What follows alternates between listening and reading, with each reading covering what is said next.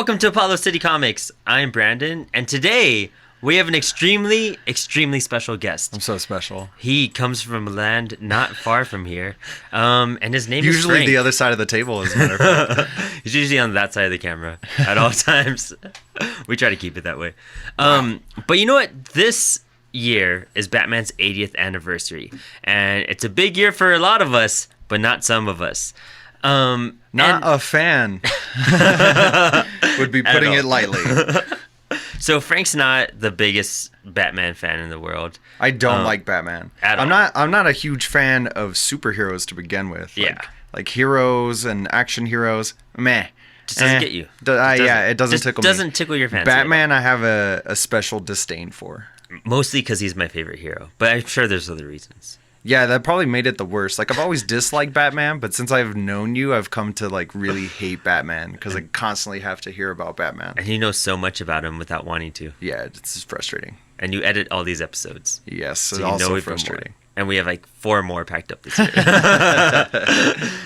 So, my mission is to get people into comics and to get people to appreciate comics, to appreciate characters that they wouldn't necessarily care for any reason. And sometimes it's hard to get people to like Superman. It was hard for me to like Superman.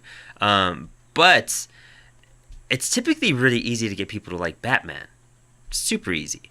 And not with you. I could see why, I guess. But that the same reason is the reason that I dislike him so much, because Batman's written in a way that he has a way out of every situation. Yes. And that's what I hate about, like, action heroes and stuff. Like, I hate the perfection of them. Can't stand it. Oh, yeah. And I could see that. I see a lot of your arguments. Yes. So when I asked you to do an episode, I specifically had to do a Batman episode. One, it was just really to annoy you and upset you. But then I was like, we got to think about content and talking and making this legit. So... Yeah, I guess if I was just, like, annoyed the whole time, it wouldn't really work. I really thought about it. I tried to pick the Batman story that would appeal to just someone, someone that's not into this. And I know your taste. I know you're into the weird, abstract, like bizarre, and you're out there. You have great taste. I like to get a little bit weird. Yeah, for sure. So I decided, and luckily enough, it is in existence. This is also maybe the 29th anniversary, I want to say, of this book. It came out in 1989. Okay. So it's somewhere around there. Right before the Batman by Tim Burton came out right around that time. So I chose Batman Arkham Asylum, a serious house on serious earth. Was pretty serious. Yes. And I chose this for a few reasons. One, it's not a very Batman prominent story, but it is a Batman story. Batman's in it. Yeah. And the artwork. Dave McKean, I figure, would sell you on this book no matter what. That's honestly, like the story was awesome. Like, gotta give props where props are due. The artwork's honestly, like, what pulled me in and helped me. Like, yeah, a lot of my points in my notes are about, like, the art. And the lettering, too. I had to look up who did the lettering. The lettering Gaspar. Yes. Yeah, my goodness. On the Joker lettering. Oh, yeah. Oh, man. Just perfect. It gave you that cringy... You get you get the insanity, you get the, like, inflection. I found myself, like, reading it in the Joker's voice. It was beautiful. That's great. Yeah. See? Job done. Yeah. Episode over. Yeah, Grant Morrison is, as many of you know, my favorite writer for a number of reasons. This whole story really focuses on a lot of symbolism. A lot of getting the characters and seeing how far we could push them. And essentially, the story is about Batman's worst nightmare. It's supposed to be about what he dreams about every single night when he goes to sleep. What keeps Batman tossing and turning. Exactly.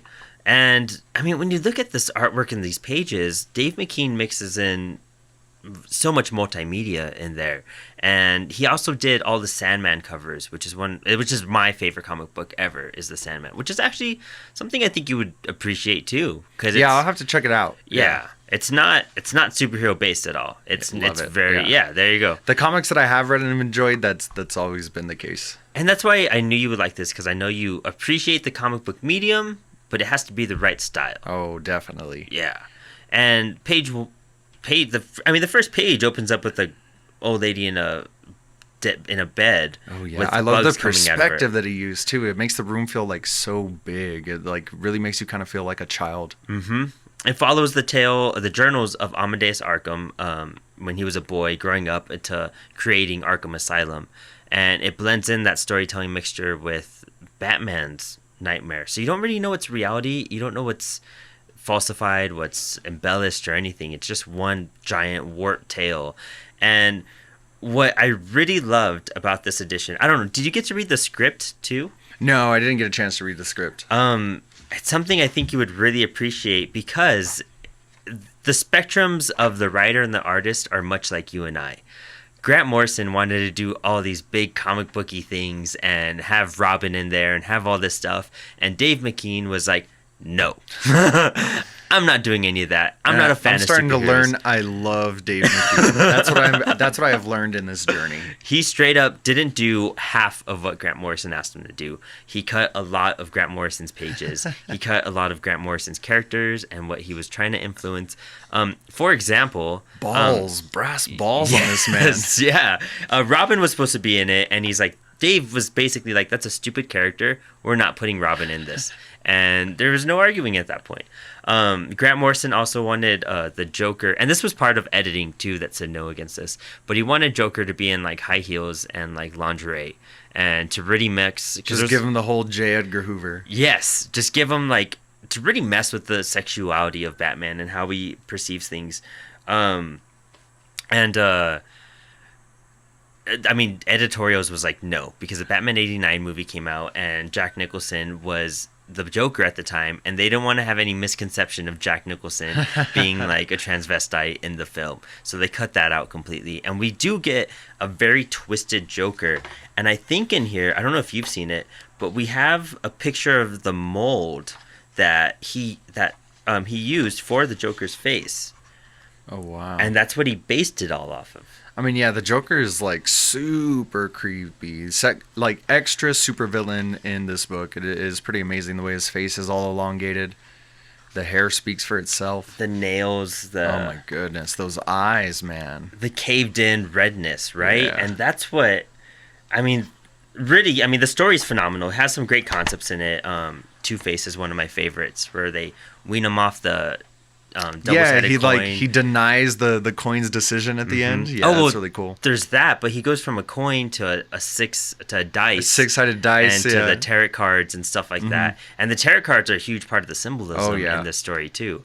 Grant Morrison's super into that mystic, magical, occult stuff, so it was cool seeing that influence. And Aleister Crowley was put into a continuity. Excuse me, who? Aleister. Is it Aleister? Alistair? Alistair? I thought it was Aleister Crowley. No, it's you were just trying to make him sound more magical. I think that's why. I just see it, and I just see that. No, yeah, you gotta love a Crowley cameo.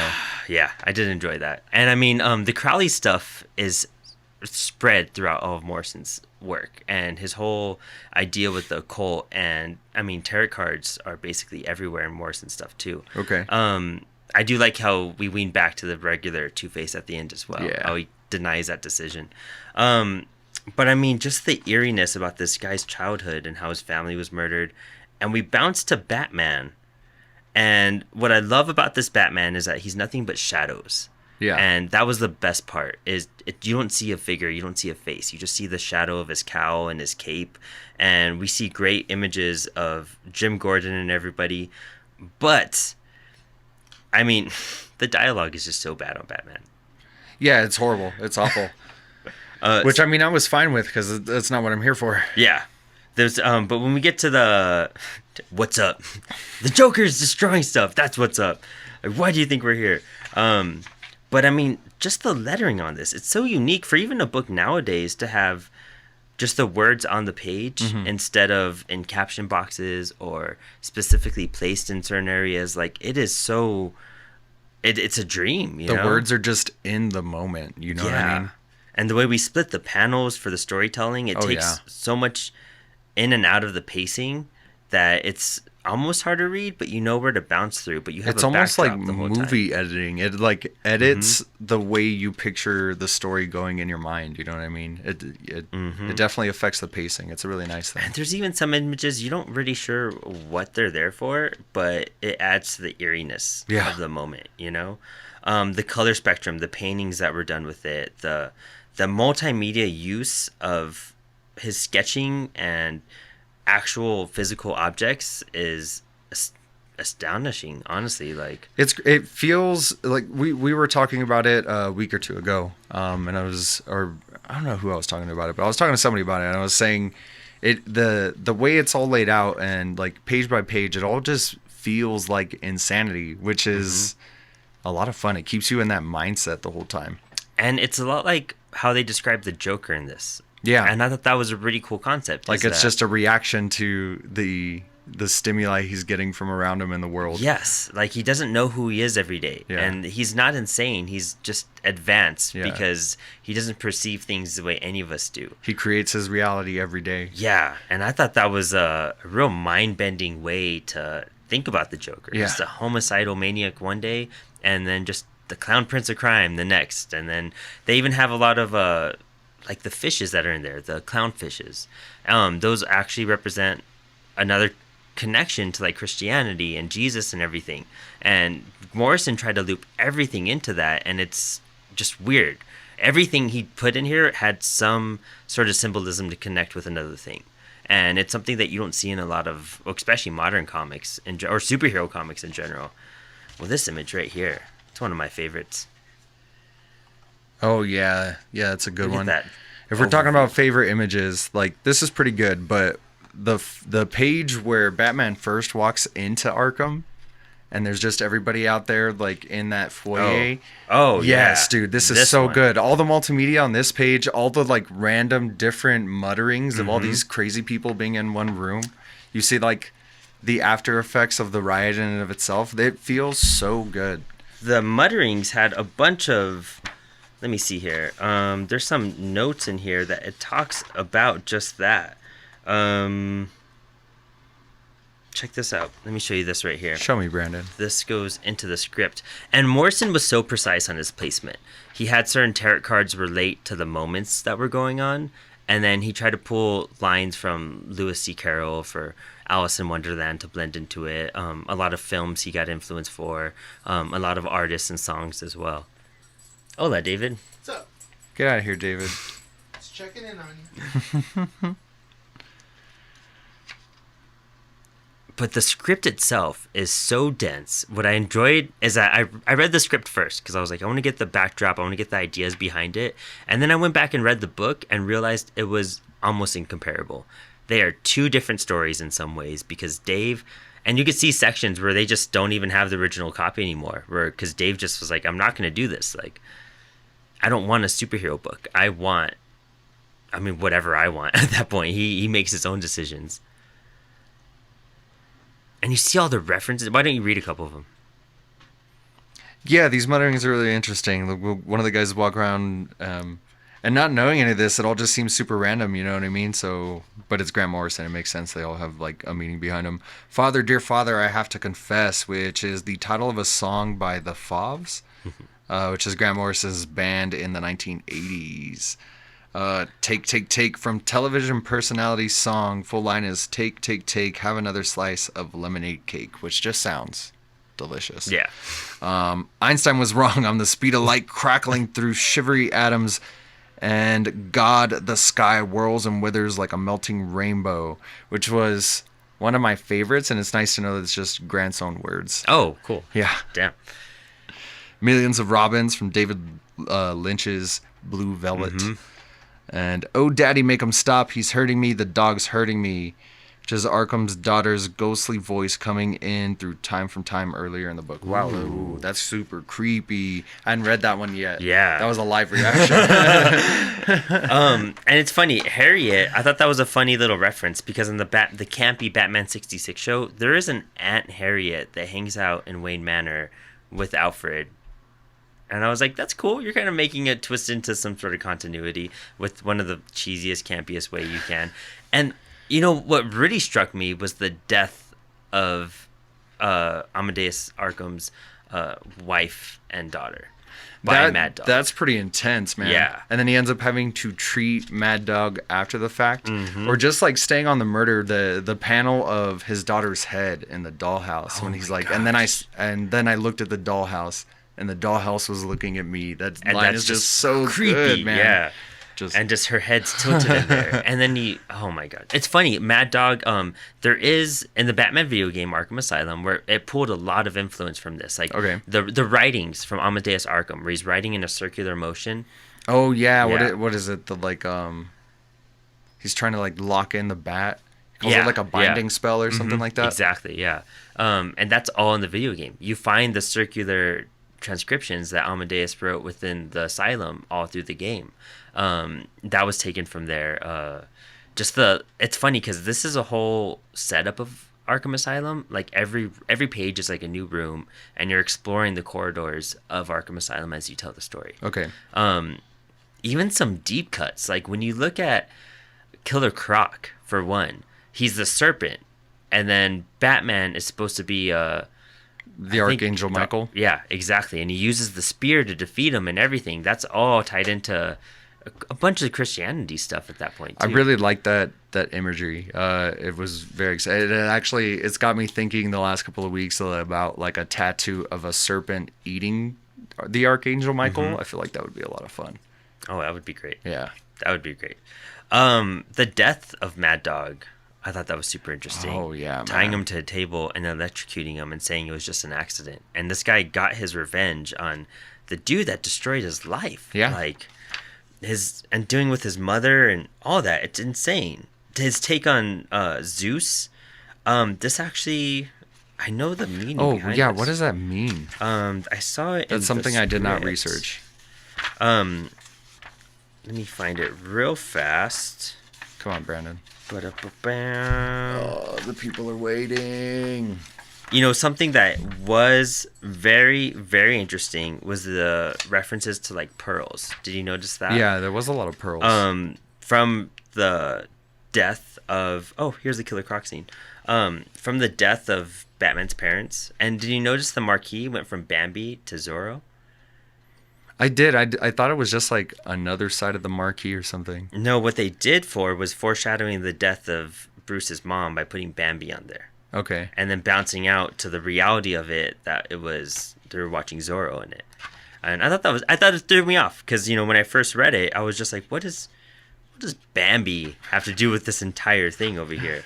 Dead mom. I can't find that side note over here. And Pearl was the name of that girl who worked in the kitchen, right? Yeah. Yeah. And then it was also Amadeus Arkham's mother slit her throat with a pearl. A pearl handled, yeah. Yep, exactly. Oh, the fish is also representative of Christ. Think of the classic Christian fish symbol, which appears on bumper stickers across America. Or the super fun Darwin one where the fish has the legs. Yeah, I love that one. What else? The Rorschach test. Oh, yeah. That was a nice bounce. That was pretty cool. Bounce and forth. And that's where I got the connection between the pearl and everything else on that, too. Let me see. Check over here. That was really nice because it just further illustrated the Joker's whole way his personality is created because he could see anything and everything in that one Rorschach. Yes. And Batman saw the one thing. Yeah. For sure. And it's stuck on that at that point. I can't find it. Man, there's a translation on there. We'll pop it up on the screen. What else did you think of the book? Tell me about the book, Frank. Give me some of your notes. Some of the things I really liked about the book. I mean, there was just a whole bunch. The story was awesome. The artwork was awesome, as we talked about. Just some things that really stuck out to me were, I mean, the first scene where he walks in, which we already talked about. I like how many times throughout the book you really just feel the gravity of each situation. Every character had their own moment and feeling that. Mm-hmm. Let's see. Just as like the page layout is one of the things that helps to that. There's a page where Amadeus Arkham is coming back from Europe after he meets Aleister Crowley and Young and all that, which just sounds like a crazy trip. What a crazy trip. Definitely cocaine was had. Yes. The phone, like he's talking about the clownfish and everything all the art looks like the rest of the book. Everything's really grainy and like everything kind of looks like a pastel painting or like an oil painting. And then the phone rings for them to tell him that Mad Dog had escaped, and the two panels of the phone, the art style is very different. It looks very real. It's like very real art. And I just really like how it was like boom, and then reality hit. You know, something because else, that's like right before his family gets murdered. Something else about the clownfish too is that clownfish like change. Morrison's trying to really mess with Batman's sexuality. That's why there's that whole butt grabbing scene where he's super uncomfortable by the Joker. The Joker got himself a handful of butt, man. Straight up. And the clownfish are able to they switch sexuality at that point. They're able to reverse themselves. That's why it's the Pisces thing. It also is a like death and rebirth type of thing for the symbol. And that's what Morrison was trying to portray with Batman being so uncomfortable with his own sexuality, and have that clownfish, the Joker, represent the opposite of him, because Batman's this burly, like, you know, dark brooding figure, and the Joker is supposed to be this spastic thing that's everywhere. So they use the clownfish multiple times, and it's such a weird way to use symbolism within the story. I definitely wasn't expecting to see Nemo. Like when I turned through the page, I was just like, "What, clownfish?" Yeah, honestly. All right, I'll get there. I can't find that stupid translation. I'll find it. It'll pop up. And actually, what's funny about this entire book is that Grant Morrison will sketch out his comics. Okay. And he'll give a panel layout of what he wants. And when you compare the two, you could tell Dave just didn't even look at this stuff. He was like, I'm going to do what I want at the pacing I want, and you guys are going to pay me for it. And I really think that he really wanted Brian Boland, the guy. I don't know if you're familiar with the artwork of The Killing Joke. No.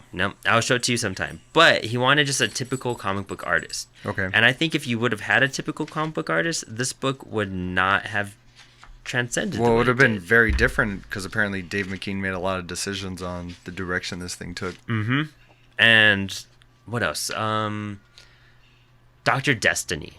That was a character I enjoyed a lot. He was the one that was in the wheelchair. Okay. The thing about him is that he isn't able to sleep. He isn't able to dream.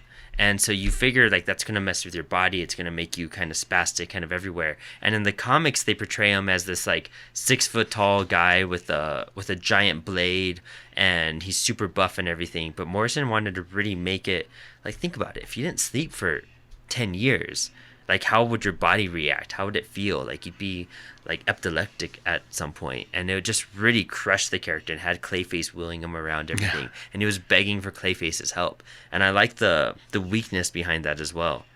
Clayface is that guy with the rotting flesh, right? It's really just like literally clay flesh. Yeah. Oh, gross. Yeah. I love how Batman just straight up snapped that dude's leg. He was like, "No, wait!" and Batman was like, "Slam!" Like a twig. It's funny. You were mentioning earlier about that scene with Batman's hand. Yeah. And that was supposed to be a very subtle scene that Batman's just kind of trying to wake himself up from the nightmare. And Dave McKean just made it one of the most memorable moments with the stabbing and the way the blood went. And it's basically 2 full pages. I wonder if I could find it real fast. I think there's a really good shot of his face too, where it's all still in shadow, but you just see like his teeth as he's screaming. Yeah, right here, and the blood drops on that. Oh yeah, good stuff. That's the money shot right there. Yes. It's probably one of the most unique Batman stories ever, because it's about Batman and you're getting guided through the asylum, but it's not really about the Dark Knight that we all know. It's a weaker version of him. It's him at his most vulnerable moment, and like you said, he cracks right away to everything. Immediately he falls into Joker's all of his plays. Like the Joker's playing him like a flute. And you see that with the phone call. Yeah. Where the screeching of the pencil saying that she wants to become an artist, and he thinks that he just stabbed the girl's eyes out and she's fine. And Batman's even shocked that she's okay. But you could tell how in fear Batman actually is of everyone. Yeah. Which is something that you don't get from a regular comic. The actual raw fear you'd feel against these bizarre criminals. Yeah, it was pretty crazy. It's pretty intense. So intense, in fact, that we see Batman kill a villain. We do. Oh, we do. Yeah. He stabs Croc through the chest. Yeah, with that spear. Yeah. And that spear moment's so intense because the way even Batman falls through the window and crashes out. He's just like hanging there by a hand on the ledge. Yeah. Yeah, it was a really cool moment. And although this may not turn you into a Batman fan. Yeah, I don't think that was going to happen. Nah. But I think it's turned you into a different medium of like comic book direction. Oh, and I definitely have, like, I want to see some more Dave McKean stuff. Definitely, I've been meaning to read some Grant Morrison, like, for a long time anyways. But yeah, was not familiar with Mr. McKean yet. Yes. Very excited about that. This was it was a gateway for me as well. And it kind of makes you feel like, hey, I could draw something like that and make it like twisted and crazy and whatnot, you know? Like it really opens you up to inspiration there too. Oh yeah. What else do you have? So there at the end when Batman gets the Two-Face coin back from Ruth Adams, the psychotherapist, why did she just have this coin in her pocket like this whole time, like these years that Two-Face has been under her care? I thought that was a really weird thing. That's a little weird. That's just one weird like writing thing. Let's see. Ooh, speaking of the coin, when he finally flips it to make that final decision, the result is like the panel is in between like the crease. I don't know if it's the same way like on the original copy, but it just like adds to the suspense of the moment on this one. It does. Because I just wanted to see the art first, so I had to like peel it open a little bit, trying to kind of get a peek. And it's just I do like that lightning splash, and to me that lightning splash, goodness, I like heard it in my head when I was reading it. It's the echoing, and like you said, the suspenseful moment, the way they broke up these panels. Oh yeah, and it doesn't do. The great thing about comics is that the revelation isn't until the next page. So you're left going panel by panel, analyzing it and looking, and then it's revealed to you. Yeah, you and turn the page and you realize that Two-Face spared Batman's life. Yeah, which is weird. Yeah, and he lets him go, and I think that's what. It's a weird note just to end on. Batman just kind of got dragged through all this, almost for what? Well, it kind of just like brings it all up into Batman's face, and that's what I love about it. Like the first time reading it through, I was like, yeah, but where is he just gonna weasel his way out of it? Because he's the world's greatest detective, and I'm just gonna be pissed. So I just kept waiting for that, but it's just like no, they just like took out all of Batman's dirty laundry from where he'd been hiding it away and just put it in front of his face. Right in front of him. Yeah. And I think that's what Morrison was later saying is that this was the stepping stone for his JLA run. And his JLA run has a Batman that's very Dark Knight detective, Zen master kind of guy. And this was like getting all the negative stuff from Batman and making him face it. Like this is the first step Batman took to be able to conquer himself and, you know, persevere in those other stories.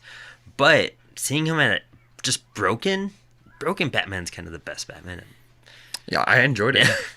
I really like seeing Batman in that light. Yeah. Yeah. It was great. It's even the end credits, the way we have the fonts. Oh, I had so much joy looking through all of this, like everybody's different fonts and the mindsets. It kind of sums them all up in one section at that point too. I love how Crocs and being is empty. being as unfamiliar with Batman as I was like, man, that guy really looks like the Mad Hatter. I wonder if they call that guy. When I was flipping through, I was like, oh, they just call him the Mad Hatter. Yeah, that makes sense. It. Yeah.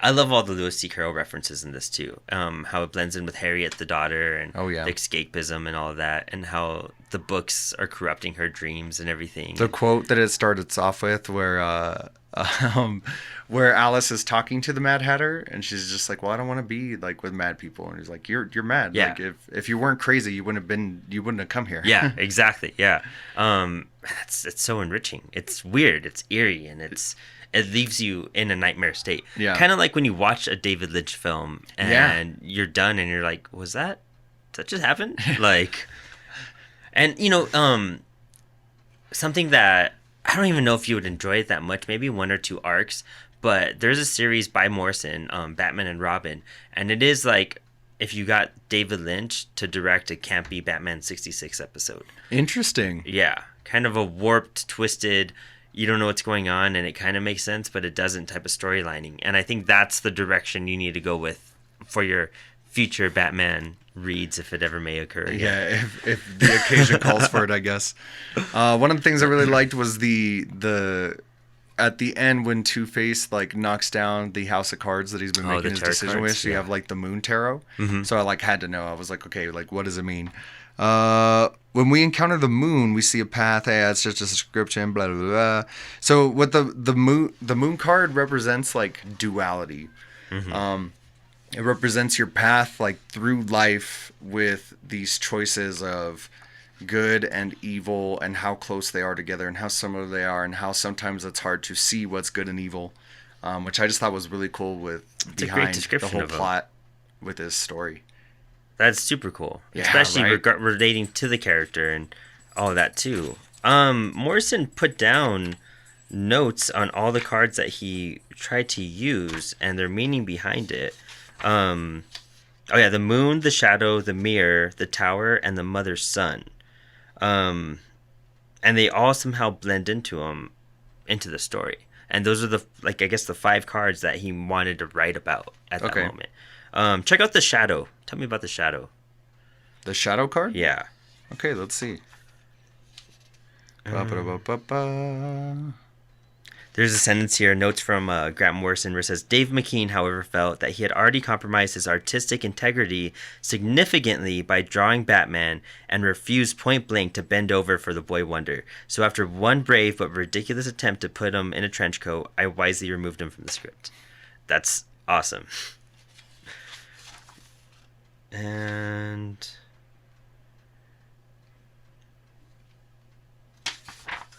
let's cut through this. Shadow is a card that is connected to your inner emotions and fears.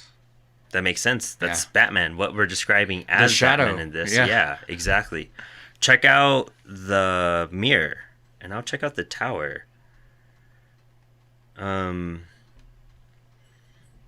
This is one fun thing about this book is that you could keep diving into. I mean, there's each part so of many it. fun things about this book.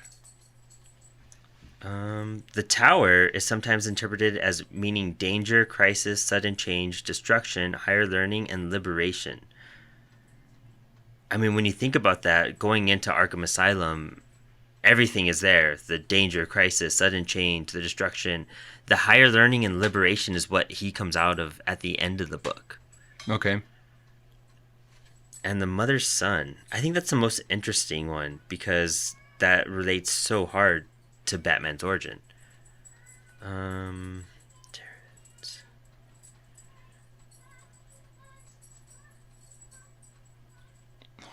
struggling with this mirror card. And tarot cards are something that have always interested me because of the meaning and the backdrop behind them. But it's so you have to really deep dive to really unknown to know everything about them. Even this mother son, I'm not even pulling up anything. I'm not finding the mirror here. I'm seeing the son, but not the mother son.